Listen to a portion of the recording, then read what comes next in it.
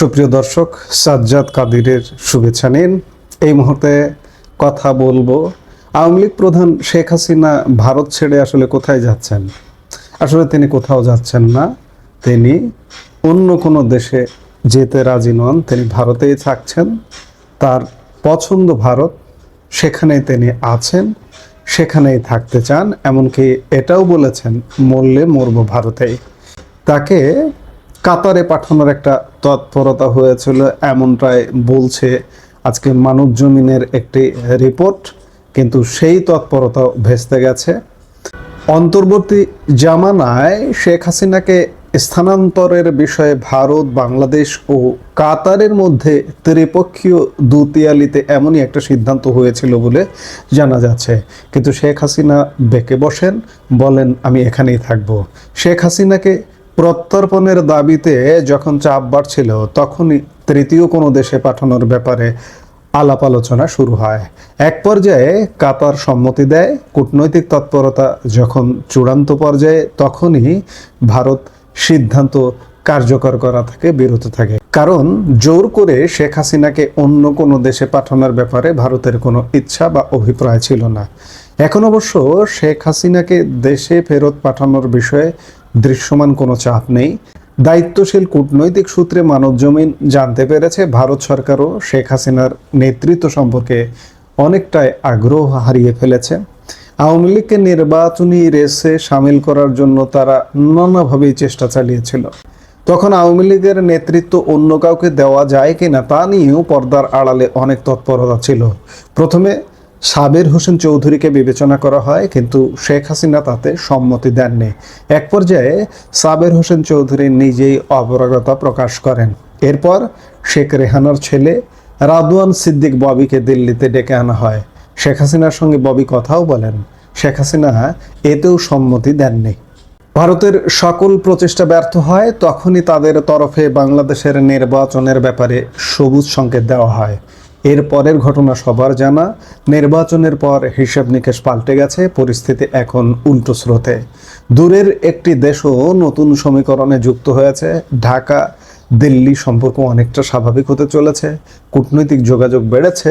দুদেশের তরফেই নতুন মাত্রায় যোগাযোগ এগিয়ে নেওয়ার তাগিদ দেখা যাচ্ছে। ভিসা প্রক্রিয়া ফের স্বাভাবিক হচ্ছে, তবে পশ্চিমবঙ্গের বিধানসভা নির্বাচনের আগে নয়। সূত্রগুলো বলছে এ ব্যাপারে বাংলাদেশ ভারতের মধ্যে কয়েক দফা আলোচনা হয়েছে, কিন্তু পশ্চিমবঙ্গের নির্বাচন সামনে রেখে কৌশলগত কারণে বিজেপি সরকার ভিসা চালুর ব্যাপারে আগ্রহ দেখায়নি। 2024-এর 5ই আগস্টের পর থেকে সকল প্রকার ভিসা বন্ধ রয়েছে, তবে বিশেষ ক্ষেত্রে কিছু ভিসা চালু আছে। মানবজমিনের এই যে আমরা রিপোর্টটা যেটি দেখলাম, তাতে একটা লাইন খুব অ্যালার্মিং। দায়িত্বশীল কূটনৈতিক সূত্রে মানবজমিন জানতে পেরেছে, ভারত সরকার ও শেখ হাসিনার নেতৃত্ব সম্পর্কে অনেকটাই আগ্রহ হারিয়ে ফেলেছে। এটা একদম অস্বাভাবিক কিছু নয়, কারণ এই যে 1.5 বছর হয়ে গেছে শেখ হাসিনা আওয়ামী লীগ প্রধান, তিনি আওয়ামী লীগ প্রধান হয়েই আছেন, কিন্তু গত 1.5 বছরে আসলে আওয়ামী লীগের কোনো বিকার নেই। হ্যাঁ, অনেকে বলবেন আওয়ামী লীগ বাংলাদেশে নিষেধ, বিকার কি থাকবে? অতীতে তো আওয়ামী লীগ নিষেধ ছিল, অতীতে কাজ করেনি। এইভাবে একদম সব কিছু দরজা জানালা বন্ধ করে ভারত সরকার, কিন্তু আপনারা খেয়াল করেন গত 20 মাসের অবস্থা, ভারত সরকার বরাবর ইনক্লুসিভ ইলেকশনের কথা বলেছে। এমনকি ধানমন্ডি যে 32 ভাঙা হয়েছিল, সেই 32 ভাঙার ব্যাপারে ভারত সরকার আলাদাভাবে বিবৃতি দিয়েছে, সরকারিভাবে, রাষ্ট্রীয়ভাবে। এর চেয়ে আওয়ামী লীগের পক্ষপাতিত্ব আর আপনি কি দেখতে চান? এতটা পক্ষপাতিত্ব করেও আওয়ামী লীগ দাঁড়াতে পারে না। আওয়ামী লীগের সংগঠন নেই। আমরা বারবার এগুলো বলে আসছি যে আওয়ামী লীগ আসলে সংগঠনটা নেই হয়ে গেছে। হ্যাঁ, তৃণমূল কর্মী বা সমর্থক, ভোট আছে, এখনো প্রচুর ভোট আছে। এখনই ইলেকশন দিয়ে দেখুন, আওয়ামী লীগ ভূমিধস বিজয় হবে এখনই। কিন্তু আওয়ামী লীগের সংগঠন নাই। কেন্দ্রীয় যে মূল কেন্দ্র থেকে যে একটা নির্দেশনা থাকবে, মানুষ অন্ধকারে। যার কারণে মানবজমিনের এই রিপোর্টটাতে বলা হচ্ছে যে ভারত সরকারও শেখ হাসিনার নেতৃত্ব সম্পর্কে অনেকটা আগ্রহ হারিয়ে ফেলেছে। আগ্রহ হারিয়ে ফেলাটাই তো স্বাভাবিক। আপনার সংগঠন নাই, আপনাকে ইলেকশনে রাখতে চেয়েছিল ভারত, আপনার সাংগঠনিক দুর্বলতার কারণে শেষ চেষ্টা করেও পারেনি। কবে পরিস্থিতি পাল্টে গেছে সেটি তো আপনারা জানেন। ইলেকশনের মাত্র 2-3 মাস আগে থেকে পরিস্থিতি পাল্টে গেছে। যখন দেখা যায় যে এটা নাই হয়ে গেছে, এটার কোনো সংগঠন নাই, তখন বাধ্য হয়েছে। কারণ ভারতের তো বাঁচতে হবে। ভারত প্রতিবেশী, বৃহত্তম ভারতের সমুদ্র সীমা, স্থল সীমা নিয়ে 9টা প্রতিবেশী দেশ। এই 9টা প্রতিবেশীর মধ্যে বাংলাদেশ হচ্ছে বৃহত্তম প্রতিবেশী। সেই বৃহত্তম প্রতিবেশীকে কোনো বিশেষ কোনো গোষ্ঠীর হাতে চলে যাক, ভারত তো এটা চাইবে না, সেটা চায়নি। আজকে অবস্থা এমন হয়েছে, আওয়ামী লীগের লোকজন ভারতের বিরোধিতা করা শুরু করবে বা বলবে যে ভারত আওয়ামী লীগকে সহযোগিতা করেনি বা করছে না। কিন্তু না রে ভাই, এটা যদি করেন কিভাবে সহযোগিতা করেনি? আজকেও আপনার ভিসা পাসপোর্ট ছাড়া শত শত আওয়ামী লীগ নেতাদের ভারতে আশ্রয় দিয়ে রেখেছে। আওয়ামী লীগ প্রধান শেখ হাসিনাকে মোটামুটি পুরো রাষ্ট্রপ্রধানের মতো মর্যাদা দিয়ে, সরকার প্রধানের মতো মর্যাদা দিয়ে তাকে রেখেছে। আবার আওয়ামী লীগকে নির্বাচনে আসার জন্য এতটা সহযোগিতা করেছে। আপনারা আগেকার বডি ল্যাঙ্গুয়েজ, 20 মাসের বডি ল্যাঙ্গুয়েজে দেখেননি ভারতের? কাজে আপনি ভারতকে তো দোষ দিতে পারেন না। কাজে দোষারোপের কিছু নেই। আর শেখ হাসিনা কোথায় যাচ্ছেন সেটি দিয়ে আমরা আলাপটা শুরু করেছিলাম। শেখ হাসিনা শেষ পর্যন্ত ভারতেই থাকছেন। এখন দেখার বিষয় যে শেখ হাসিনার নেতৃত্বে আওয়ামী লীগ কতদিনে জেগে ওঠে।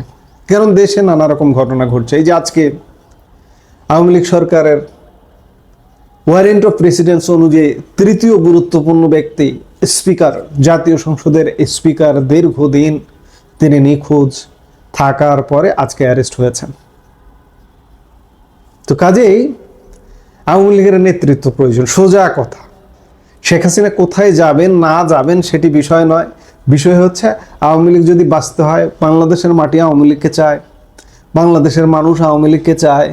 আওয়ামী লীগের বাংলাদেশে বিপুল সংখ্যক ভোট আছে, কিন্তু এগুলোকে তো কাজে লাগাবেন, সেই কাজে লাগানোর মতো নেতৃত্ব নেই। যার কারণে মানব জমিন যেটা বলছে যে আওয়ামী লীগ প্রধান শেখ হাসিনার নেতৃত্বের প্রতি আস্থা হারিয়ে ফেলেছে ভারত সরকারও। অস্বাভাবিক কিছু নয়, আমরা তো দেখেছি। ন্যূনতম কোনো আপনার কাছে তথ্যের দরকার নেই, একটু খেয়াল করলে বোঝা যায় যে ভারত সরকার কিভাবে সহযোগিতা করেছে। শেষ পর্যন্ত পৃথিবীর অন্য কেউ বলুক না বলুক, ভারত সরকার বলে এসছে যে বাংলাদেশে ইনক্লুসিভ নির্বাচন হতে হবে। কিন্তু আপনি নির্বাচনে অংশগ্রহণ করতে পারেননি, আপনার যোগ্যতা নেই। শেখ হাসিনা আওয়ামী লীগ প্রধান ধরে নিলাম, কিন্তু এই যে পরিকল্পনাগুলো ছিল, সাবের হোসেন চৌধুরী বা রাদওয়ান মুজিব সিদ্দিক বা যে কেউ হোক, XYZ যে কেউ হোক, তার সন্তান সাইমুল ওয়াজেদ পুতুল, সজীব ওয়াজেদ জয়, কাউকে দিয়ে তো আওয়ামী লীগ অন্ততপক্ষে থাকা দরকার ছিল। শেখ হাসিনা পদে যদি নাও থাকেন, তাও তো তিনি আওয়ামী লীগের মাথার উপরে থাকা। তিনি যদি একটা ধরে নিলাম একজন আওয়ামী লীগের সভাপতি দেওয়া হলো, সম্পাদক দেওয়া হলো, শেখ হাসিনার তার জীবদ্দশায় জীবিত অবস্থায় যদি সেই সভাপতি সম্পাদককে একটা কথা বলেন বা সেই সভাপতি সম্পাদক দিয়ে গাইড দিয়ে মাথার উপরে থেকে দল চালান, সেই সাধারণ সম্পাদক সভাপতিকে অস্বীকার করতে পারবে না। গত 20 মাসে বহু সুযোগ এসছে, বহু সুযোগ গেছে। আমরা হয়তো আজকে পার্লামেন্টেও আওয়ামী লীগকে দেখতে পারতাম। এটা অন্য কাউকে দোষ দিয়ে লাভ নেই ভাই, দোষ আওয়ামী লীগের, নিজের দোষ, নিজ দোষে আজ এই অবস্থা, এটা স্বীকার করতে হবে। এখন শেখ হাসিনা কোথাও যাচ্ছেন না, ভারতেই থাকছেন। ভারত থেকেই আওয়ামী লীগের জন্য কি করেন সেটি আমরা দেখতে হবে যে শেষ পর্যন্ত আওয়ামী লীগ আসলে কিভাবে আসছে। আওয়ামী লীগ আসবে, এটা বাস্তবতা, এটা এখানে অবাস্তবতার কিছু নেই। আজকে হয়তো নেতৃত্বের দুর্বলতা আছে, নেতৃত্ব নাই, সংগঠন নাই, যে কোনো সময় সংগঠন জেগে উঠবে। সেই দিনের অপেক্ষায় হাজারো আওয়ামী লীগ নেতা কর্মী আছে এবং শেখ হাসিনা আলটিমেটলি ভারতেই থাকছেন। এই মুহূর্তে এ পর্যন্ত, সবাই ভালো থাকুন, সুস্থ থাকুন। আমাদের ভিডিওগুলো নিয়মিত পেতে সাবস্ক্রাইব করুন Sajjad Kadir and the legends YouTube channel এবং লাইক, কমেন্ট, শেয়ার করে সাথে থাকুন।